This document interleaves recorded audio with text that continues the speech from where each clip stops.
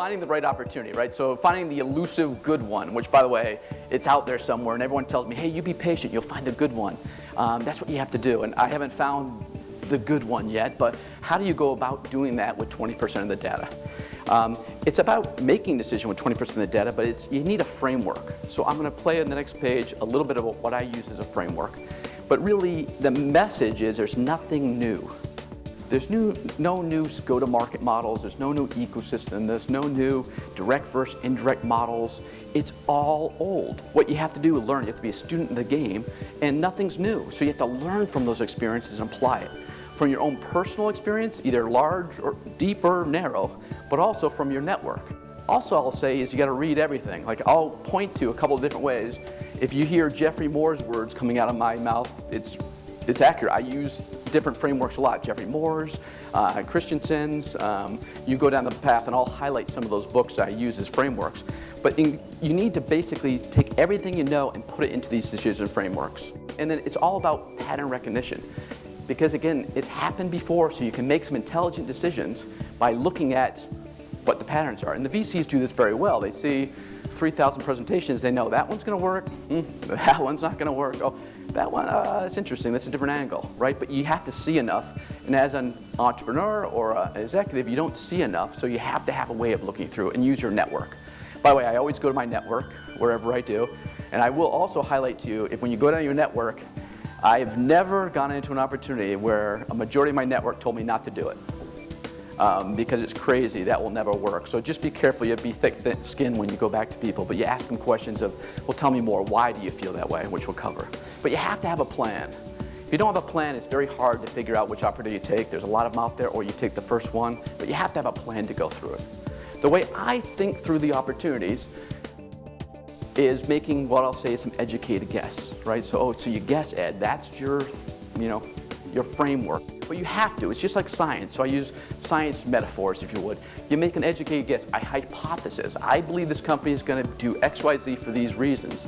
And then what you have to do is look at that from a market, go-to-market, technology perspective, competition, but then you have to actively engage to prove it right or prove it wrong. A null hypothesis and an alternative hypothesis. Not to get too much into it, but you have to actually do that in order to understand where things will fit in.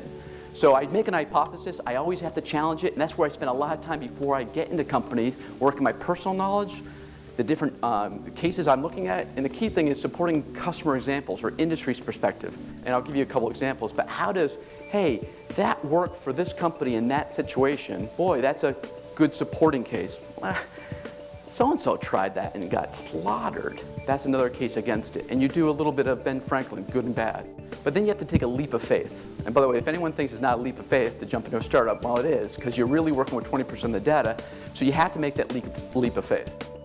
Once you're on the other side, you have to take the same methodology, and you have to be testing your hypothesis constantly. And I'll give you 2 examples of this. And by the way, you have to trust the bad data. If you're getting data that's telling you you're on the wrong path, you might want to think about plan B and think about it quickly. It should be part of your strategic and tactical plans. And then the key thing is to iterate, iterate, iterate. The other thing about having 20% of the data is you're not always going to be right. As a big company, you have 80% to 90% of the data, so you're typically right, and they're not good at iterating. As a startup, your advantage is you can iterate quickly. Maybe this is where you get with 100% of the data, this is where you start, but you can literally iterate to get to that right endpoint. And iteration's the key to being successful in startups, in my opinion. But you have to process data, and you have to have a framework at which to process it. So I'll give you an example of hypothesis. And so this is actually a kickoff slide taken directly out of StoreWise. This is January of this last year, 2010. And it was my hypothesis for taking the opportunity. I said, listen, what they have is compression. That's pretty boring. They had an application, an appliance that would go in front of your existing storage and simply compress your storage. 50 to 80% compression was typical. So you, in front of your storage, you put the solution and you get 2 to 5x more storage without performance degradation and completely transparent. So my hypothesis was, if you could really get 2 to 5 times more storage without any performance degradation, okay, that makes sense, I'm buying, I had to check into it. So one was checking out that actually worked out. The second thing, I started thinking of other examples that would support or work against that particular hypothesis. But basically, if you look at different things, the world of evolving is for our storage efficiency. People have done it in tape with compression. Again, it happened pretty slow, but when it took off, it really took weight, where you get 2x compression on tape, a little bit of penalty, but once there wasn't a performance degradation, it really took off. I see the WAN optimization. I was at the company called CNT. A lot of new entrants came in, led by Riverbed, and what they're able to do is optimize between 2 buildings in a wide area network. Once you're able to get, again, 2 to 10 times compression without impacting the performance of the application, it took off, the market responded. Same thing on backup. I was a CEO of a company called Avamar, but you saw dedupe change a really static market space called backup and recovery. But overnight, it changed it. In fact, once you could say, it not only doesn't hurt your performance, it increases it, it took off very quickly, changed an entire industry in a matter of 3 or 4 years. In fact, if you didn't do dedupe, you're really in trouble in a very quick amount of time.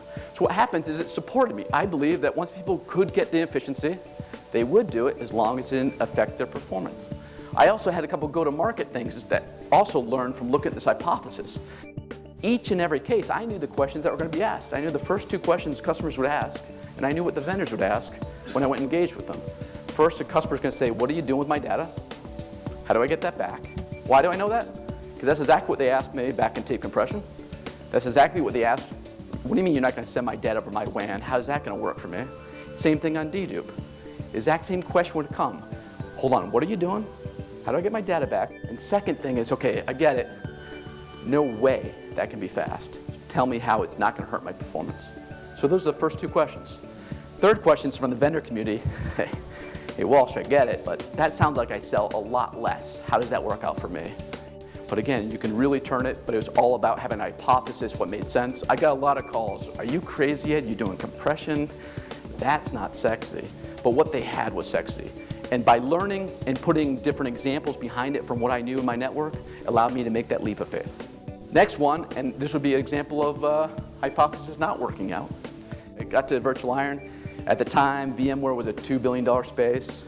Their #1 competitor got acquired by Citrix, a company called ZenSource, for $500 million. The investors were a little tired, and they said, hey, Ed, do me a favor, come in here. But I liked their hypothesis. Their hypothesis was, hey, listen, the control point is a generational shift. It used to be the mainframe, and if you had to do anything in the environment, databases, management, security, peripherals, you had to go to the seat of power called IBM because they own the OS. And that had changed. Second phase was into this distributed, and there's multiple seats of power, and the people that got the power were the guys with the OS. People that had to deal with IBM, Microsoft, et cetera, had to go there and get access to the market. What happened is with VMware, it changed the seat of power. In fact, if you want to put anything in the environment, from security, storage, you name it, you had to go to the seat of power called VMware. And the hypothesis was, no way are people going to allow that to happen. There's too much at stake. They've learned their example in the past. So the OS guys aren't going to let this happen. Neither the application guys, the network, or the storage guys. We know what it was in the mainframe days. There's no way they're going to let a company owned by EMC have that position. By the way, the hypothesis was wrong. Because at the time I jumped into the company, it was already entrenched. In fact, we quickly went to get metrics. If that was true, I should be able to go to these and get a decent response from these different individuals. They're going to want something to offset that control point. What happened is internally, each and every one of these companies was more addicted to the revenue stream from VMware than worth risking it trying to balance it out. So what happened, I think it's still a solid hypothesis, but because after I got in, we measured it, it became very clear that the hypothesis was not working out because we did check across this, and it caused us to look at Plan B. By the way, Plan B wasn't as sexy as Plan A, but again, successful out now. It's a management environment for Oracle's virtualization product. But it's a good example how if you don't have a hypothesis, it's hard once you're inside to see where you are. Call it reality. You have to be constantly measuring them.